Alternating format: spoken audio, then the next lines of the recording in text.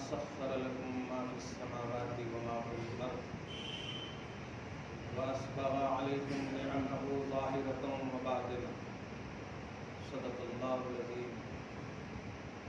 رسول برکت کے لیے درود شریف پڑھیں. اللهم صل علی سیدنا و شفیعنا و حبیبنا و مولانا محمد الجود والکرم وعلى آلہ الکرام وصحبہ الکریم وآلہ واصحابہ وبارک وسلم صلی اللہ تعالی علیہ وسلم.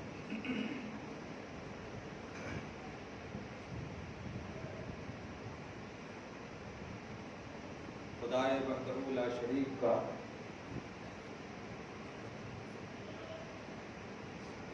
کامل اکمل مکمل مومنوں پر احسان بن کر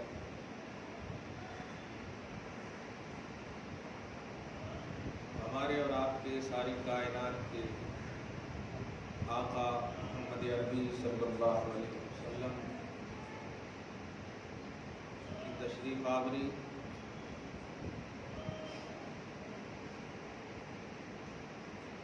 جس شان کے ساتھ اللہ پاک نے فرمایا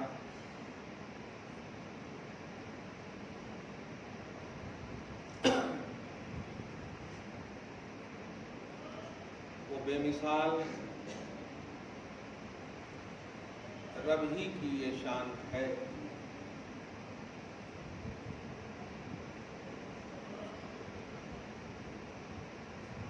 سورہ لقمان کی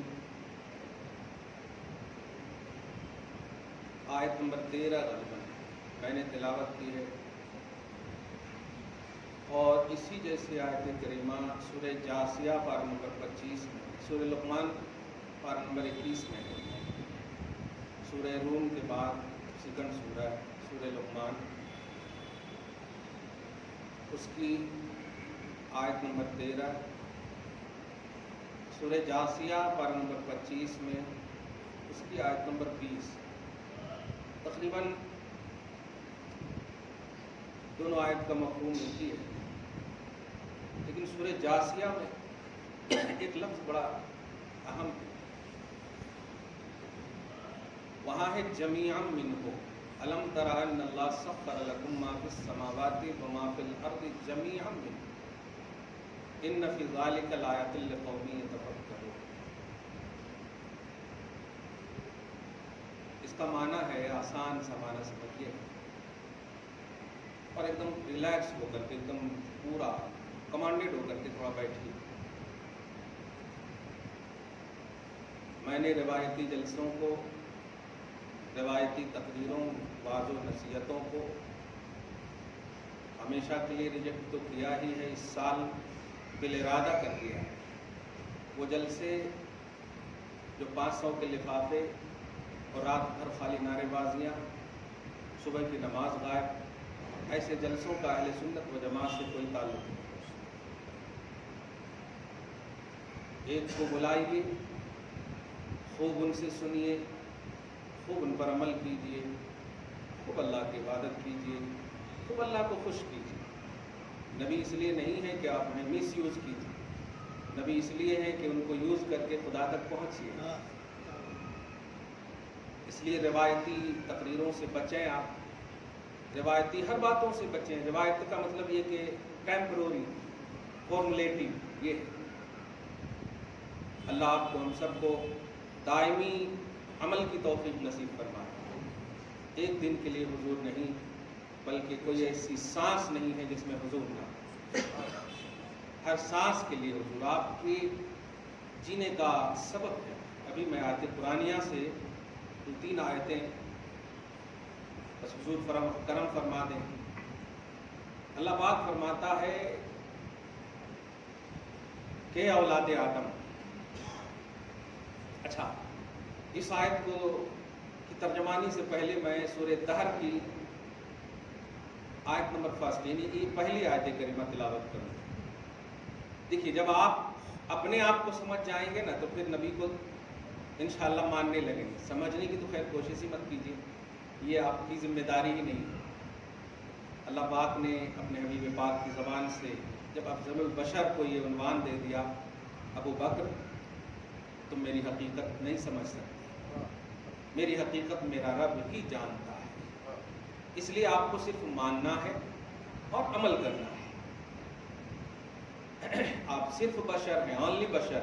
حضرت ابوبکر تو افضل البشر ہیں, ان کو روک دیا گیا تو آپ سمجھ سکتے, ہم سمجھ سکتے. آپ پہلے اپنے آپ کو سمجھیے, آپ اپنی پوزیشن کو سمجھیے, آپ اپنے لیول اور اسٹیٹس کو سمجھیے. ایک لڑکی ہماری شاگردہ ہے, پڑھتی ہے. کبھی کبھی اسٹیٹس پہ اٹھ پٹانگ چیز جب ڈالتی تو میں ان کو کہتا ہوں, سمجھ میں آ گیا آپ کے گھر کا اسٹیٹس, سمجھ میں آ گیا. کیا سمجھ میں آیا, کیا دیکھے آپ اسٹیٹس پہ جو آپ ڈالے وہی دیکھا, سمجھ میں آ گیا. اسٹیٹس پہ بھائیوں وہی ڈالو جو آپ کا ہو اسٹیٹس. آپ اپنی بہنوں کی تصویروں کو, بیٹیوں کی ماؤں کی تصویروں کو ڈال سکتے ہو؟ نہیں. تو پھر ننگی تصویریں چاہے کسی کی بھی ہو اپنے اسٹیٹس پہ کیوں ڈالتے؟ سیریلوں کی دنیا کی باتیں کیوں ڈالتے؟ ان چیزوں سے بچو. لیول آپ کا معلوم ہوتا ہے اس سے کہ ہم گھروں میں تو بس کوئی نہ دیکھ رہا ہے, یہ تو سمجھ میں آ رہا ہے, لیکن اسٹیٹس نے سب بتا دیا کہ آپ گھر میں کتنے ہیں. آپ ظاہر بھی اچھے رہو, باطن بھی اچھے رہو. یہی اللہ پاک چاہتا ہے. قرآن پاک جو ابھی سورہ لقمان کی آیت نمبر 13 میں نے تلاوت کی ہے, اس میں یہ ایک لفظ بھی ہے, سخر لکم ما فی السماوات و ما فی الارض واسبغ علیکم نعمہ ظاہرۃ و باطنہ. یہ بھی جملہ ہے اس میں کہ لوگوں سنو, تمہارے لیے اللہ تعالیٰ نے سارے آسمان, اور آسمان جب بھی میں بولوں تو سمجھ جائیے ایک دم آسمانی پوری دنیا, کوئی حصہ اس کا خالی نہیں, یہی مراد ہے. وما فی الارض, اور ساری زمینیں, آسمان و زمین کے درمیان کی ساری خلائق, ساری چیزیں کیا کر دیا؟ تمہارے تابع کر دیا. اس لفظ پر غور کیجیے گا. تابع کا لفظ اگر حیدرآباد میں نہیں سمجھیں گے تو میں سمجھتا ہوں دنیا میں نہیں سمجھیں گے. ہاں, تابع کا لفظ تو بہت ہے. تابع امام کے, تابع امام کے سمجھ رہے نا. ہاں, اب امام جانا تو آپ جانا, آپ پہلے چلے گئے تو ہو گیا, نماز ہی چلی جاتی. تو تابع کا مطلب یہ ہوتا ہے کہ جھکا دیا. تو سارے آسمان اور ساری زمینیں سخر لکم, سخر بولے تابع کر دیا, مسخر کر دیا, لکم آپ کے لیے, اے اولاد آدم. اسٹیٹس سمجھ رہے ہو آپ؟ مریخ پر جانے کو اپنی کامیابی سمجھ رہے ہو؟ زحل عطارد کہکشاؤں کو خریدنے کو, وہاں زمین آسمان پر جانا, یہ سب کیا سمجھ رہے ہو؟ کچمبے کی بات ہے. اولاد آدم تم تو شروع ہی سے نیچرلی طور پر مختار ہو اس کے. اولاد آدم کے تابع کر دیا ہے آسمان, اولاد آدم کے تابع کر دیا ہے زمین. ساری زمینیں, سارے آسمان تمہارے تابع ہے. وَأَسْبَغَ عَلَيْكُمْ نِعَمَهُ ظَاهِرَةً وَبَاطِنًا, اور اللہ پاک نے انڈیل دیا ہے تیرے اوپر اپنی نعمتوں کو, ظاہراً بھی اور باطناً بھی. ظاہری طور پر بھی باطنی طور پر بھی اپنی نعمتوں کو انڈیل دیا ہے, رکھ دیا ہے, پوری کر دیا ہے. کس کو کہا گیا؟ آپ کو کہا گیا. آپ ایمان بالکل رکھتے ہیں, اگر کا معاملہ ہی نہیں ہونا چاہیے ایمانیات میں, رکھتے ہیں الحمدللہ. اب آسمانوں پر جانا اپنی کامیابی نہیں ہے, بلکہ آپ نے اپنی چیز کو یوز کیا ہے. زمینوں کو خرید کر کے اس کی ملکیت کو حاصل کرنا یہ آپ کی کامیابی نہیں ہے, بلکہ اپنی چیز کو یوز کیا ہے آپ نے. زمین آپ کے تابع ہے. فرض کیجئے میں کھڑا ہو گیا اور آپ بھی میرے تابع ہو کر کھڑے ہو گئے. میں اگر 2 پارا بھی پڑھتا رہوں تو آپ کو کھڑا رہنا ہوگا. بعد میں آپ جتنی بھی گالیاں دینا دے دیں, نماز میں تو نہیں دے سکتے آپ, جتنی بھی چیخ پکار کرنی ہے کر لیں, لیکن جب تک رہوں گا, کیونکہ تابع کا یہی عنوان ہے. کیا انسان, کون ہم سے زمین چھین سکتا ہے؟ میرا قرآن کہتا ہے کہ زمین میری ملکیت ہے. کون ہم سے آسمان کی باتوں میں ترقی کا عنوان ہمیں دے سکتا ہے؟ تابع کر دیا اللہ تعالیٰ نے ہمارے, اولاد آدم کے تابع کر دیا ہے. آسمان کے بھی مالک تم ہو, زمین کے بھی مالک تم ہو. کیا بات ہے. اور سورہ انبیاء کی آیت نمبر 118-19 میں آپ دیکھیں گے، 108-9 میں دیکھیں گے ان الارض یرثھا عبادی الصالحون، کہ تم کو تو وارث بنا دیا ہے اپنی زمین کا اللہ پاک نے۔ یہ سب آیتوں کے بعد دھیان دیجیے گا، آپ اپنے اسٹیٹس کی بات کر رہا ہوں میں، اور یاد رکھیں تذبذب کے شکار مت ہوئیے گا۔ ایمانیات بلیو کرنے کو کہتے ہیں، عملی دنیا میں ہم چپ کرتے ہیں، اسی لیے میں نے ایک نیا نعرہ دیا ہے، یا رسول اللہ ہم گنہگار ضرور ہیں لیکن غدار نہیں۔ یہ بات تو ہم 100+ اور آپ بھی 100+ ہی رکھیے اس کو، الحمدللہ۔ اللہ پاک ہمیں گناہوں کی دنیا سے بھی دور فرمائے، ہمیں نیکوکار میں شامل فرمائے، نیکی کی توفیق نصیب فرمائے۔ اب سورہ دہر میں بول رہا تھا، درود شریف پڑھے، اللہم صلی علی محمد وعلی آل محمد وبارک وسلم صلی اللہ تعالیٰ علیہ وسلم۔ جو میں جملہ دینے جا رہا ہوں لے کر جائیے گا اور پھر انشاءاللہ اپنے اپنے حساب سے منائیے گا۔ دیکھیے اس میں دھوم دھڑاکے والی تقریریں، واعظ و نصیحت کی جو جملے، چیخ پکار، ڈائلاگ، یہ سب جو باتیں، اس سے آپ جو امپریس ہوتے ہیں نہیں ہوئے گے آپ۔ دیکھیے نبی کی شان، جمن بولے، جمراتی بولے، جو بھی بولے، الحمدللہ آپ خوش ہو جائیے، یہ اچھی بات ہے، لیکن اس کو ٹیمپروری نہ رہنے دیجیے، اس کو ریگولرٹی دیجیے، اس کو کنٹینیوٹی آپ دیجیے، الحمدللہ۔ اس لیے کہ اللہ پاک یہی چاہتا ہے کہ میرے حبیب کی شان بیان ہو، عظمت بیان ہو، اور جب یہ چاہتا ہے تو اللہ ایسا تو نہیں کہ خالی بس، اسی لیے تو اپنی عبادت کو اللہ نے فکس کر دیا 5 وقت۔ مصطفیٰ کی تعظیم کو فکس نہیں کیا، فکس نہیں کیا، ہاں شرط رکھا، کنڈیشن رکھا، ادب ہو، اٹریکشن ہو، بے ادبی نہ ہو، غفلت نہ ہو، یہ سب رکھا۔ درود شریف پڑھے، اللہم صلی علی محمد وعلی آل محمد وبارک وسلم۔ میرے آقا صلی اللہ علیہ وسلم آپ سب کو، ہم سب کو دیکھ رہے ہیں، ادب سے ایک دم سنیں۔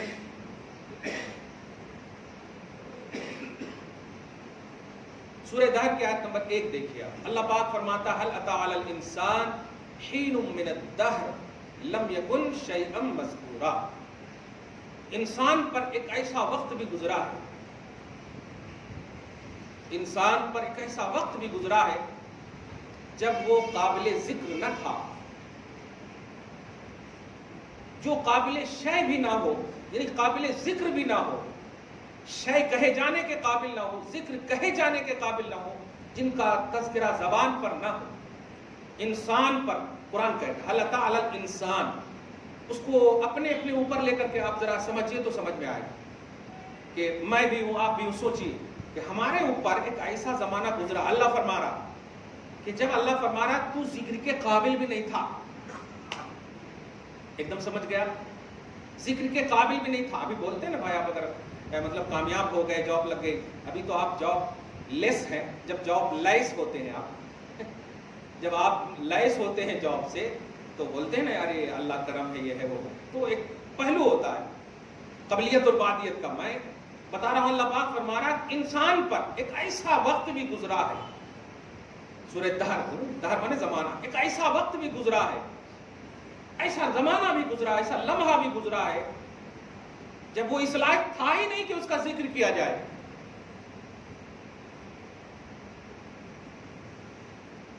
تو آپ کو ذکر کے قابل کس چیز نے بنایا؟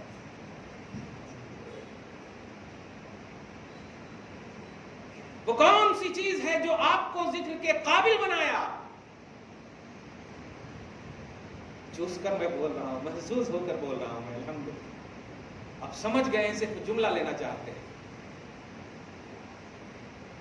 جب تک بکے نہ تھے تو کوئی پوچھتا نہ تھا، یا رسول اللہ تم نے مجھے خرید کے انمول کر دیا ہے۔ ہم پر ایسا لمحہ گزرا ہے،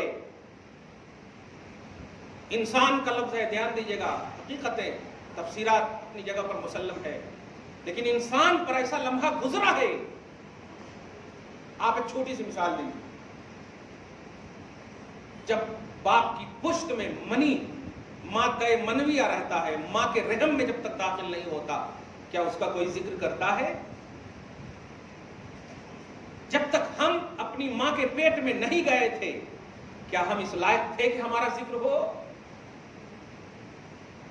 ماں کے پیٹ میں بھی چلے گئے تو ہمارے وجود کا ذکر نہیں ہوتا تھا، ایک خلق کا ذکر ہوتا تھا بس. انسانیت ایسے لمحے سے گزری ہے اور گزرتی ہے جب اس کا کوئی ذکر نہ ہو، کوئی تذکرہ نہ ہو.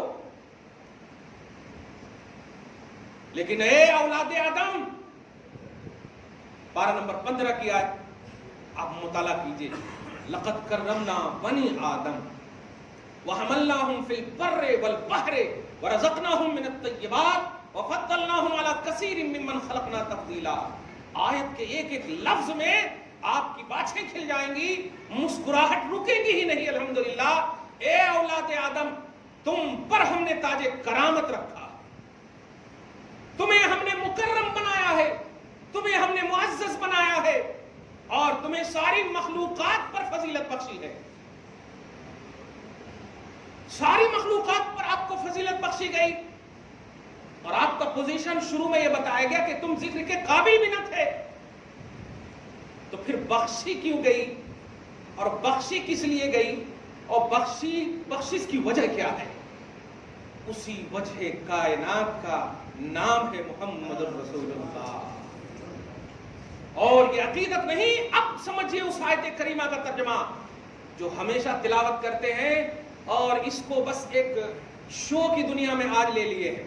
وہ لوگ بھی جو اپنے ہیں، وہ لوگ بھی جو اپنے نہیں ہیں، جو نبی کو یوز کر رہے ہیں وہ بھی، اور جو مس یوز کر رہے ہیں وہ بھی. دھیان دیجئے گا، وما ارسلناک الا رحمۃ للعالمین.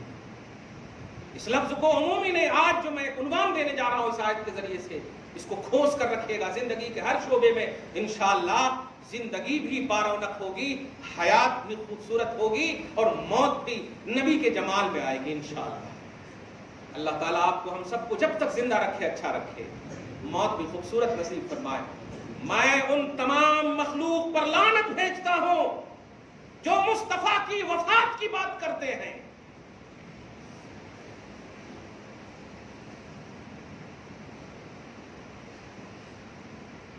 میں نے وفات کا انکار نہیں، بات کا انکار کیا ہے. جو بات کرتے ہیں وفات کی جو بات کرتے ہیں، اسی وقت تمہیں سوجتا ہے. ارے اولاد آدم، ساری چیزوں کو تیرے تابع کر دیا ہے. ساری چیزوں کو قرآن کہتا ہے تیرے تابع ہے. تو نرنے لے گا، تو اشارہ کرے گا، تو حاکم ہے. سورہ ملک کی آیت نمبر 2 کی تلاوت کرو. جو لوگ یہ جملہ کہیں، یا تو ہو سکے تو 3 آپشن دے رہا ہوں میں آج. اگر اولاد کر رہی ہو تو تھپڑ مارو اس کی زبان پر. تو مر کیوں نہیں گیا تھا؟ مصطفیٰ کو مردہ کہنے والا تو زندہ کیسے ہے؟ اور اگر کوئی ایسا شخص ہو جس پر آپ کے ہاتھ نہ چل سکے تو زبان سے ضرور روکیے گا، اور زبان نہ ہو تو دل سے ضرور روکیے گا. میرا نبی زندہ ہے، میرا ایمان زندہ ہے، میرا نبی زندہ ہے، تھا، رہے گا. اسی بیس پر ہمارا وجود ٹکا ہوا ہے، چاہے یہ زمینی وجود ہو، قبر کا وجود ہو، یا حشر کا وجود ہو. ہم اس میں کمپرمائز نہیں کر سکتے. ہم سب چھوڑ دیں گے ہمیں. ارے ہمیں سکون دینے والی بیوی ہمارے ساتھ نہیں رہے گی، مگر مصطفیٰ ہمارے ساتھ رہیں گے. ہماری جنم دینے والی ماں ہمارے ساتھ نہیں رہے گی، لیکن میرا آقا میرے ساتھ رہے گا. اس چیز کو سمجھنا میرے بھائیوں، اس میں کمپرمائز مت کرنا، ہرگز نہ کرنا. بتاؤ کون سی ایسی موت ہے جو میرے مصطفیٰ کو تابع کر سکے؟ کون ایسی موت ہے؟ اللہ پاک سورہ ملک کی آیت نمبر 2 میں فرماتا ہے الذی خلق الموت والحیات. اللہ نے موت کو بھی پیدا کیا ہے اور حیات کو بھی پیدا کیا ہے. موت بھی مخلوق ہے، حیات بھی مخلوق ہے. مخلوق ہے قرآن کا خلق الموت، موت بھی مخلوق ہے. مجھے سینے پر ہاتھ دھر کے بتاؤ، کیا کوئی ایسی مخلوق ہے جو مصطفیٰ کو غالب مغلوب کر دے؟ ہے کوئی ایسی مخلوق؟ ارے سب سے اعلیٰ مخلوق انبیاء کرام ہیں، رسولان اعظام ہیں، سب سے اعلیٰ مخلوق، ان سے اعلیٰ کوئی مخلوق نہیں ہے۔ خلق میں اللہ پاک نے رسولوں کی جماعت کو، نبیوں کی جماعت کو سب سے اعلیٰ اور افضل بنایا، صحیح ہے؟ لیکن خدا کی قسم یہ رسول وہ ہیں جو نبی محترم محمد رسول اللہ صلی اللہ علیہ وسلم کی بارگاہ میں آنے کو، قدم میں داخل ہونے کو، آپ کی بارگاہ کے جمال کا دیدار کرنے کو خدا سے تمنا کرتے ہیں، تمنا کرتے ہیں۔ اللہ پاک نے اسی تمنا اور اسی خواہش کی بنیاد پر کہا لَتُؤْمِنُنَّ بِهِ، اے انبیاء کرام کی جماعت تم ضرور محمد پر ایمان لانا۔ ایمان لانے والے سب سے اعلیٰ مخلوق نبیوں کی جماعت، انبیاء کرام رسولان اعظام ہیں، اور موت بھی ایک مخلوق ہے۔ اگر مانتے ہو کہ نبی سے یہ افضل ہے تو پھر تو افضل المخلوقات، اشرف المخلوقات کا عنوان موت کو دے دو آپ۔ موت اشرف المخلوقات نہیں ہو سکتی، موت ایک مخلوق ہے، اور انبیاء کرام رسولان اعظام ساری مخلوق میں افضل ہے، نوٹ کیجئے گا۔ اور رسولان اعظام کی جماعت مصطفیٰ کے قدم میں جھکی ہوئی ہے۔ ہم شمس و فضل، وہ شمس و فضل ہم کواکبہا، میرا آقا فضل کا سورج ہے اور سارے ستارے کی طرح انبیاء کرام ہیں۔ حضور پاک صلی اللہ علیہ وسلم کی امتی ہونے کا شرف حاصل ہے۔ کوئی غلام اپنے آقا کو مغلوب کرنے کی بات کرتا ہے؟ وہ غلام ہی نہیں ہے۔ سمجھو، میں نے حیدرآباد میں لفظ وفات کا عنوان دیکھا ہے کسی مسجد میں، مجھ تک وہ بات پہنچی ہے، اس لیے دل ٹوٹا ہے۔ اگر زندہ ہیں تو میں دعا کرتا ہوں اللہ ہدایت دے دے، ایسا مت کرنا۔ میں بھی بتا رہا ہوں آپ کو، اہل سنت و جماعت کا عقیدہ ہے کہ حضور کیا سب کو موت آنی ہے، لیکن موت میں فرق ہے پیارے۔ سب سے افضل مخلوق انبیاء کرام وہ مصطفیٰ کے قدم میں جھکے ہوئے ہیں۔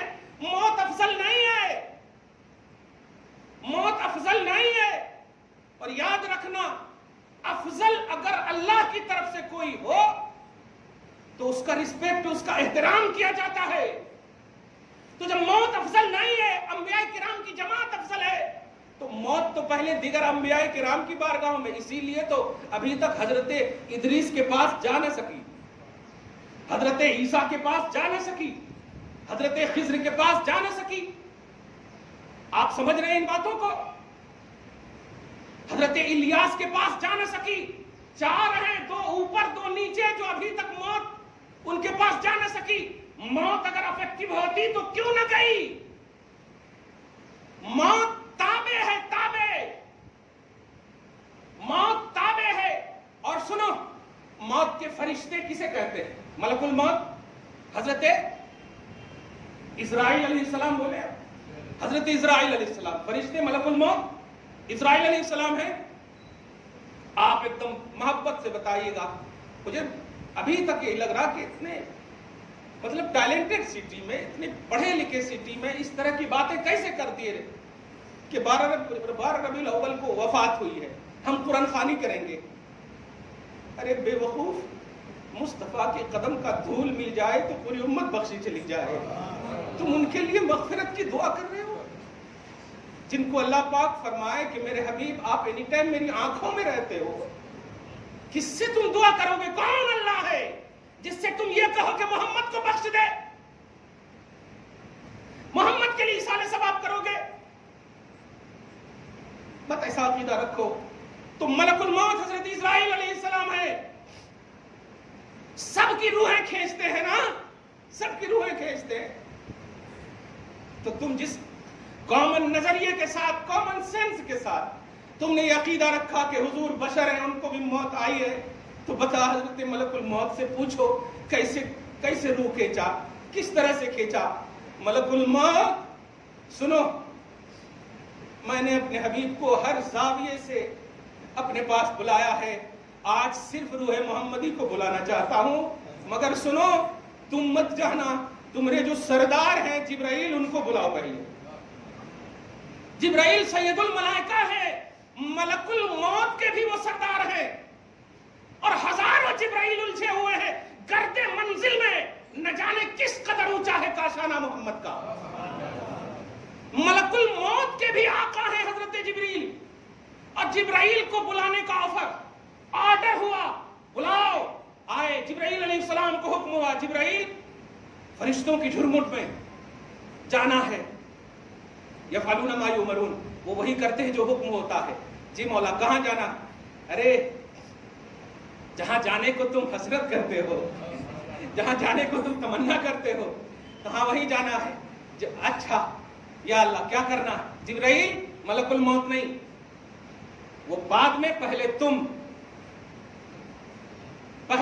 فرشتوں کے سردار ہو، تم آج ساری کائنات کے سردار کے پاس جانا ہے، تمہارے سردار بھی ہیں وہ فرشتے۔ ملک الموت کھڑے ہیں، باپ رے باپ یہ کیا ہے؟ اب ان اہتمامات کو سمجھیے، حضور پاک صلی اللہ علیہ وسلم کی روح پر انوار کو ایک نور نہیں ہے، نوروں کی آماج گاہ ہے روح محمدی صلی اللہ علیہ وسلم۔ جانا ہے، ٹھیک ہے، فرشتوں کو اچھے سے سج دھج کر کے جاؤ، اور جب دولت قدائے مصطفیٰ پر حاضری ہو تم ملک الموت کو پیچھے کر کے آگے تم رہنا، دستک دینا، اور دستک دینے کے بعد میرا حبیب جب کھولے اور جمال سے تم مشرف ہو جاؤ تو ادب سے جا کر کہنا، بخاری کا جملہ بول رہا ہوں میں، شرم آتی ہے۔ وہ جانور بہتر ہیں جو مصطفیٰ پر سلام پڑھتے ہیں، وہ پتھر بہتر ہیں جو مصطفیٰ پر سلام پڑھتے ہیں۔ تو انسان عقل والا ہو کر کے، لیکن بس ایک امید بنتی ہے کہ جب تم نبی کے زمانے والوں ابو جہلو تم نہ مان سکے، 1400 سال کے بعد بھی اگر بے دیکھے نہیں مان رہے ہیں تو چلیے، اسی لیے ہم نے کہا ہے میلاد النبی کہاں لکھا ہے مت کہو، میلاد النبی ہماری قسمت میں لکھا ہے، ہماری قسمت میں لکھا ہے الحمدللہ۔ اب تم میری قسمت کو بدلنے کی طاقت رکھتے ہو تو میلاد النبی کو بدل دو، نہیں بدل سکتے۔ میرے آقا صلی اللہ علیہ وسلم کی بارگاہ میں جبرائیل حاضر ہیں۔ جبرائیل کیا بات ہے؟ ان اللہ یشتاق الی روحک، اے اللہ یا رسول اللہ آپ کی روح کا اشتیاق فرما رہا ہے اللہ، لیکن یستاذنو پہلے کہا ہے کہ آپ کی اجازت ہو تو۔ کون مانگ رہے ہیں اجازت بتائیے؟ ملک الموت نہیں، ملک الموت کے آقا مانگ رہے ہیں روح محمدی کو نکالنے کی اجازت۔ اے پارا وفات کے جملے بولنے والا سن، ارے روح کو آسانیاں دینا چاہتے ہو تو روح محمدی کا اہتمام کرو، اہتمام روح محمدی کا احترام کرو۔ سید الملائکہ نے کیا کہا؟ آپ کی روح کا، جسم کے ساتھ تو معراج میں، روح و جسم کے ساتھ معراج میں ہر طرح سے آپ کا لقا تو اللہ پاک نے اس کا اشتیاق فرمایا، آج صرف روح کا اشتیاق فرمانا چاہتا ہے، روح سے ملاقات کرنا چاہتا ہے۔ ٹھیک ہے، تم کیوں آئے ہو؟ ملک الموت کو بھیجو۔ نہیں نہیں نہیں، ملک الموت کو وہاں رکھا، آپ اجازت دیے تو میں اجازت دوں گا، آپ اجازت، اب یہاں کے حساب سے سمجھا رہا ہوں، آپ اجازت دیے تو ان لوگوں کو کھینچ کھینچ کر لاؤ جو لوگ بارہ وفات کے جملے اور بارہ وفات کا نظریہ رکھتے ہیں۔ بتاؤ ملک الموت کو ہے ہمت کہ تم کہہ سکو میرے پاس 40 حج ہے، پہلے حج سے بات کر لو، میرے پاس 75 زکات ہے، پہلے زکات سے بات کر لو، پھر میری روح کھینچنا۔ لیکن جبرائیل کہہ رہے ہیں یا رسول اللہ اگر آپ کی اجازت ہو تب میں بھیجوں ان کو، تب میں بھیجوں ان کو۔ ٹھیک ہے، بالکل اجازت ہے، اللہ کی طرف سے تم بھیجے گئے ہو، بالکل اجازت ہے۔ حضرت ملک الموت جو سب کو کپ کپا دیتے ہیں، سب کو حرکت میں لا دینے والے، دیکھ لو تو دیکھتے ہی روح نکل جائے، ایسے ڈرانے ملک الموت ہے، موت کے فرشتے مصطفیٰ کی بارگاہ میں ادب سے کھڑے ہیں۔ کھڑے ہونے کے بعد کہہ رہے ہیں کیوں کانپ رہے ہو؟